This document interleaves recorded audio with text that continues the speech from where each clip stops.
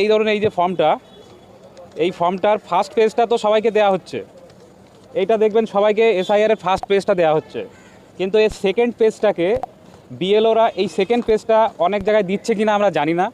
জিজ্ঞাসা করলে বললে তারপর দিচ্ছে, জিজ্ঞাসা করলে বললে তারপর এই সেকেন্ড পেজটা দেওয়া হচ্ছে।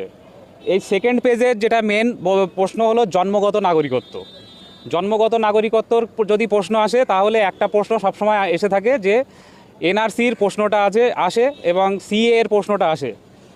এখানে যেটা বলা আছে যে জন্মগত নাগরিকত্ব আমাদের কনস্টিটিউশন। 2-3 দিন আগে কলকাতা প্রেস ক্লাবে একটা বই উদ্বোধন হলো। এই বইটা নাগরিকত্বের সারকথা।